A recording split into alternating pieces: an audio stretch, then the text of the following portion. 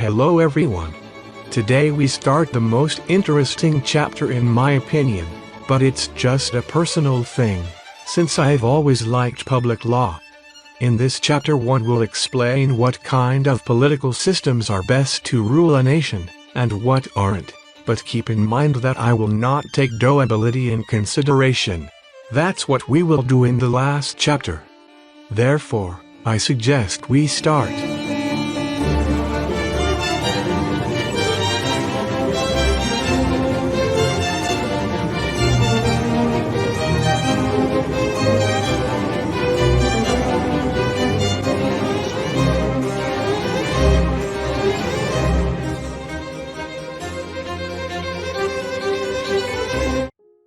The method we will use to divide all the political systems is to look at how the three main political powers are shared amongst the population. More specifically, how many people do they belong to, proportionally to the population. As you know, the three political powers are legislative, judiciary, and executive. These powers are divided among certain people known as politicians, and they make up a whole social class. So, if much of the population is part of the political class, that means most of the citizens have these political powers, while if the political class is only a small part of the total, then the powers are shared only among a few people. We can thus create a hierarchical system where we will put the political class at the top, and the rest at the bottom. Such as this. This is an example of a monarchy. In fact, there is only one person in whom all three political powers are concentrated. If we remove the king, the political class becomes bigger, as the powers are now shared among a few people. They would be the inner circle of the king, but we removed him, so they are now in charge. This is an aristocracy. If we remove them as well, we are left with many political organs, each one with a precise function and one of the three political powers. Things start to get broad here, since the number of people in the political class has likely reached the thousands. This is an example of a republic. Then, we must remove them too, and now the political class encompasses all the educated citizens, the citizens who are specialized in a certain field, those who are simply more successful. And this is called a polyarchy. Finally, if we remove them too, we are left with everyone. Now the three political powers are in the hands of every citizen of the country, and this is what we all know as a democracy. There's a thing I should specify: each one of these systems is perfectly equal to all others. Because the problem isn't the system, but the people. If we live in a state where everyone is virtuous, then it doesn't matter who is in power, everything will be fine. While if we live in a state where nobody is virtuous, then the state is doomed no matter who rules it. Obviously we live in a world where some people are virtuous and some aren't, therefore it is crucial to accurately choose who to give the political powers, but as long as those who rule are virtuous, it doesn't matter who they are. They could be kings, aristocrats, senators, educated people, or literally your town's fishmonger. Now, I simplified it incredibly, and this topic requires more ponderation, therefore we have to examine each of these political systems in detail, in order to find the best one. And one thing we will absolutely need to be covering is how these systems degenerate. A degeneration is a state where most or all people in the political class are not virtuous. The degeneration of a monarchy is an autocracy, that is a dictatorship. The degeneration of an aristocracy is a tyranny. The degeneration of a republic is an oligarchy. The degeneration of a polyarchy is a demagogy. And the degeneration of a democracy is an anarchy. I know it may sound weird said like this, but it will make sense once we will have dived in each of them individually. Therefore, next time we will talk about monarchy and autocracy. So, see you then. Be well.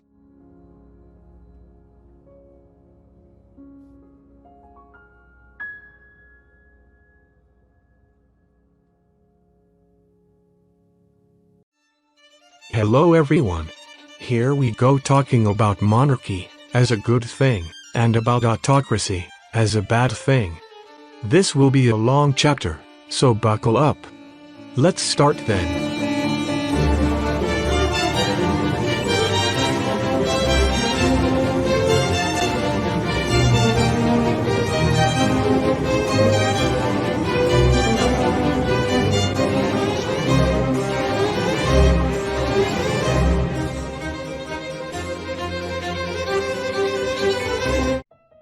Monarchy is the first system of government that arose in humanity, and thus it is the most simple. In monarchy, the society chooses one person only to have all three powers.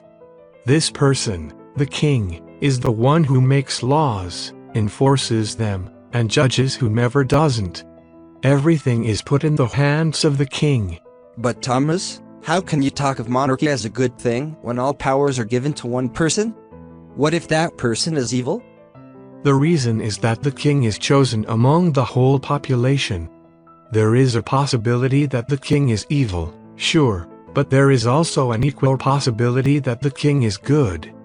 If the king is virtuous, then the monarchy will work, it will be productive, and the people will be subjects of good laws.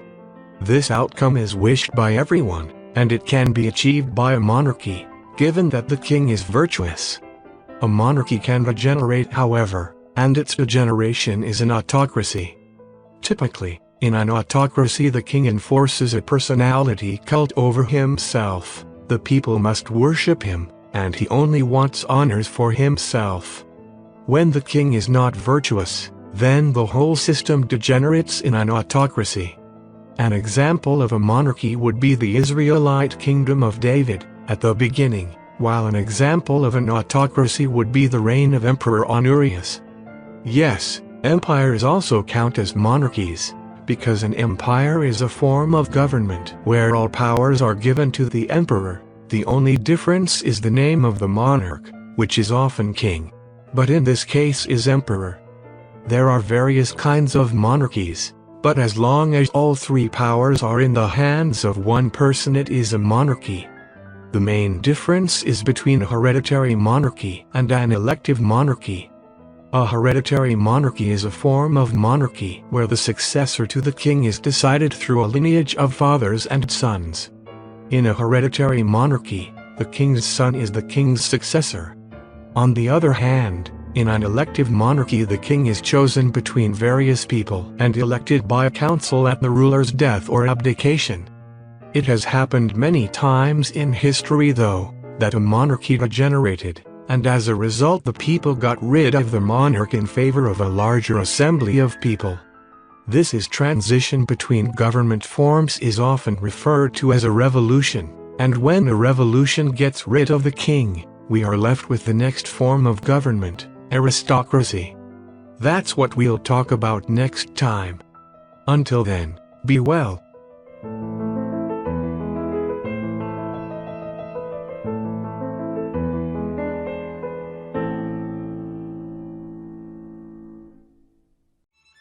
Hello everyone. Today we will dive into the realm of aristocracy, an evolved system born from the transition away from monarchy. Aristocracy, much like monarchy, presents its own set of virtues and vices. Let's begin our examination.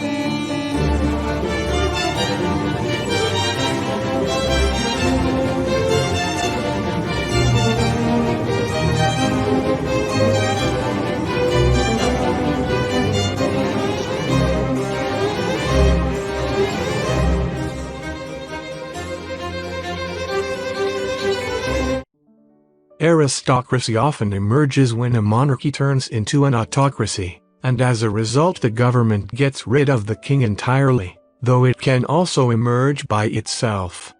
Without the king, the highest role in the political class is given to his inner circle of ministers and counselors. These people often don't number more than 100, but we're already getting closer to total rule. In its ideal form, an aristocratic system functions harmoniously when those in power possess virtues that align with the good. These individuals, through their collective wisdom and experience, are given all three political powers, making up one single organ. The well-being of the state relies on the way the aristocrats use their powers. However, as history shows, aristocracies too are susceptible to degeneration, just like monarchies. When the virtues that initially upheld this system diminish or are absent, aristocracy gives way to tyranny. This decline manifests as the ruling class pursues self-interest, oppression, and neglects the good of the people in favor of the good of the aristocrats. An excellent example of both an aristocracy and a tyranny would be the ancient city-state of Athens, where statesmen, philosophers, and scholars recognized for their wisdom and integrity contributed to the governance and enrichment of society. In contrast, the transition to tyranny illustrates the degeneration of an aristocratic system.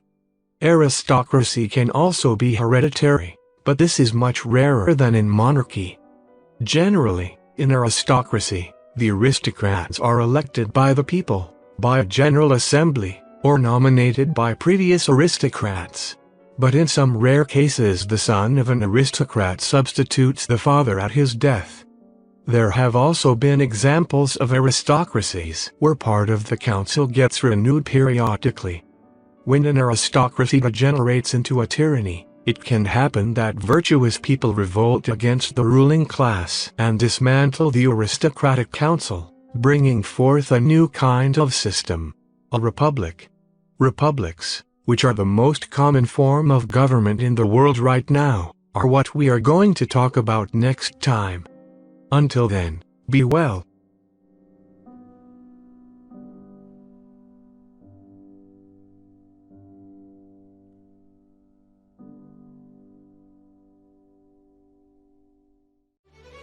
Hello everyone. In this video we will need to cover the most widespread government form in the modern world, republics. It is crucial to understand this form of government if anyone wants to get involved with politics, otherwise it's just a lost cause. Therefore, let's start.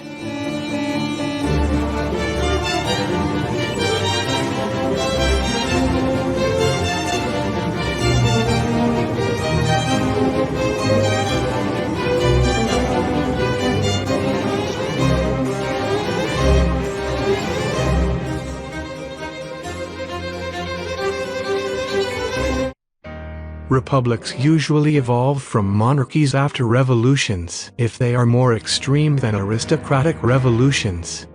In a republic, the aristocratic council is expanded and divided into many different organs. Mainly three: the government, which has the executive power, the parliament, which has the legislative power, and the magistracy, which has the judiciary power. Because republics are often born out of an overthrown dictatorship or tyranny, the people are particularly concerned with avoiding giving a single governmental unit too much power. This is the reason why republics are insanely complicated most of the times, and that's why there are different kinds of them. We can divide the different kinds of republic into three groups. The first group is the most radical, a parliamentary republic. In a parliamentary republic, the whole system revolves around approval of the parliament. The parliament can distrust the government, thus making it fall, but the parliament is also created as a cock of the government, meaning it generally follows the same ideology. This kind of republic is the one which prevents the creation of a dictatorship the most, due to the thick interconnection between the organs. The second group is a presidential republic. In this kind of republic, the president, which is the head of the government, is the most important figure in the political class, and his powers are much less limited from the parliament. The government and the parliament usually work in a parallel way, without much limitation from one organ to the other. The third group is a semi-presidential republic. A semi-presidential republic is a middle ground between a parliamentary and a presidential republic. It differs from a presidential republic as the president is much more limited by the parliament. But it also is different from a parliamentary republic, because the parliament isn't the one who gets elected, but the president is. As you probably know well, none of these groups are immune to degeneration. When a republic degenerates, the goal of the political class is to get richer, gain more influence across the public, and get even richer, just as in a tyranny. But the exploitation of the public isn't as explicit. A republic's degeneration is a gradual process. It usually first starts with a party getting into the political class, either the parliament or the government, and then using bribery to push an agenda which grants them more power. Little by little, this group of people will expand its influence in the political class, and just like cancer, it will work with opposing parties to get more influential and richer in the end. This kind of degeneration is called an oligarchy. It is much rarer, but when an oligarchy is born, the people might figure out what's happening, and quickly subvert the order, getting rid of the political class, and creating the next form of government we will be talking about next time, a polyarchy. Therefore, see you all then, be well.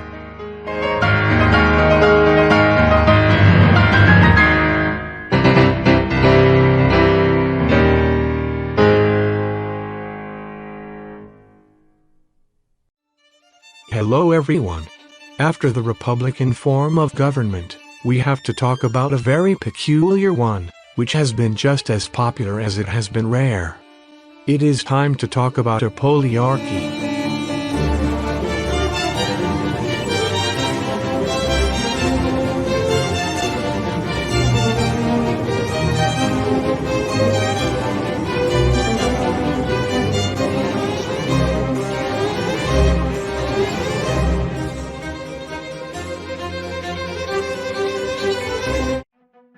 A polyarchy arises, again, after incompetent or evil people take power and ruin the current state of affairs of the nation, and then the people revolt to put in power someone whose competence is better. In this case, the nation becomes a polyarchy, also called technocracy. In a polyarchy, a large part of the population runs the government, each divided in a precise branch. The experts in matters of science have all the three political powers inside of a scientific context. The experts in matters of medicine have all the three political powers inside of a medical context, and so on for every kind of field. The idea behind this system is that the more expert someone is about something, the better his decisions about it will be. Polyarchy is born in contrast to republic, since in a republic whoever rules scientific and medical fields is the same person, regardless of his mastery on those matters. Polyarchy promises competence, and thus, efficiency, but again, it's not a perfect system. It doesn't really happen much, but it can very well happen that some people want power so much, that they commit their whole careers to try to seize it. If something like that happens in a polyarchy, we have an extremely prepared individual who is really intelligent and wants power. Since in a polyarchy the social class right below the political one is the people, most of the time it's the people who elect new polyarchs, and thus elections happen from time to time. If a person wants to have power in a polyarchy, he doesn't really have to know about something, he just needs to pretend he does. If someone appears competent in a field, then the people in that field will automatically trust him.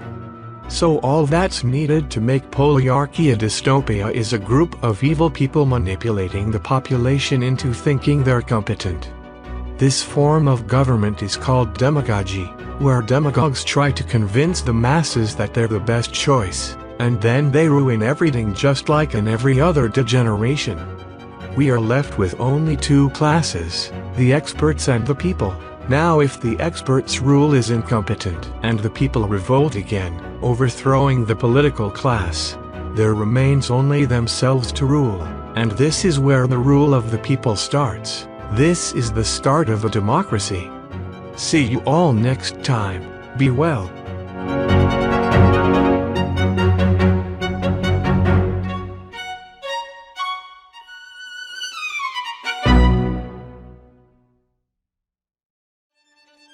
Hello everyone. Today, we have a spicy episode down the line. Today we talk about the infamous classless society, the dream of many people. We talk about democracy. Let's begin.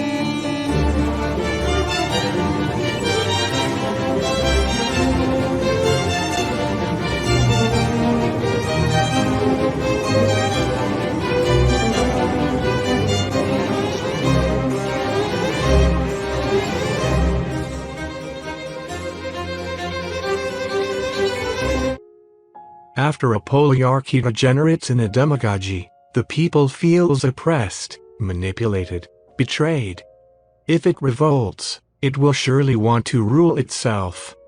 This is how a democracy is born. A democracy is a system where all of the population has some kind of legislative, judiciary, and executive power. As a result, nobody is above someone else. This system of governance is a stateless, classless society. You might think it's a bit different from the democracy you are used to know. A true democracy is a system where the people has all the power, but modern democracies are simply republics. True democracy, in the modern world, is the system we know as communism. There is a difference between communism and socialism. A state where the economy is fully controlled by the government is called socialism. It is a classless society but not stateless. When the government is no longer necessary and it gets dismantled, we also get the stateless, and that's called communism. Ideally, a democracy can work if all the people are good, but if there aren't enough virtuous people, the democracy evolves into an anarchy. An anarchy is a democracy in which everyone serves their own personal interests rather than a collective one. If you think anarchy is a good system, you are retarded. Finally, we have examined every single possible system of government. Now, we must compare all of them. We must compare them all, and finally decide which one is the best system ever, which one is utopia. The answer is not simple, I warn you. We will see it next time. For now, be well.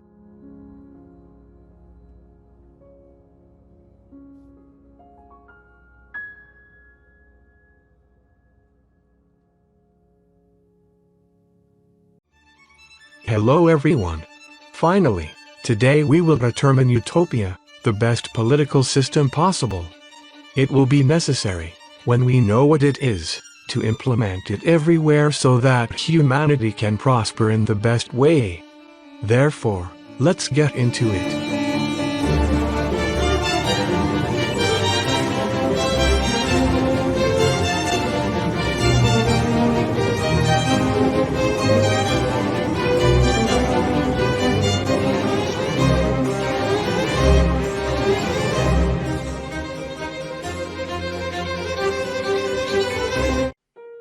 Among the 5 government forms, which one is the most flawless? I will tell you, each one of them is equally functioning. This might be counterintuitive, but the reason is because we haven't thought about it practically. By definition, any system is the best system given that whomever is in power is virtuous. So practically speaking, the best system is the one which limits evil people from taking power. And we'll discuss that in the next chapter. But still, assuming everyone is virtuous, which system should we use?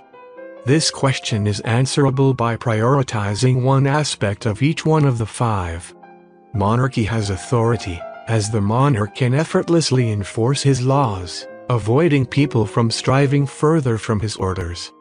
Aristocracy has speed and efficiency, because a small council of people is able to elaborate tens of points of view in a relatively short amount of time. Republic has accuracy, because the various organs can accurately ponder any governmental act, thanks to the division of tasks and roles. Polyarchy has experience, since the entire principle on which this system is founded upon is the rule of the experts, so each branch of society is well administered. And democracy has plurality, so that any act that the government does will have to be approved by the majority of the population, thus making revolts impossible. If we want to prioritize multiple, however, it is possible for us to merge 2 or more of the 5 systems. This has already happened multiple times in history. For example, when Augustus took power in the Roman Republic, he didn't create an empire, thus making it a monarchy, but created a principate, which was a mixed system between republic and monarchy. This was incredibly efficient, because the emperor served the purpose of supervisor of the republic's work. The question, however, remains: what is the best practical system? What's the system that will prevent the most evil people from having power over society? We will analyze everything here in the next chapter, the final chapter of the series. Thus, see you then. Be well.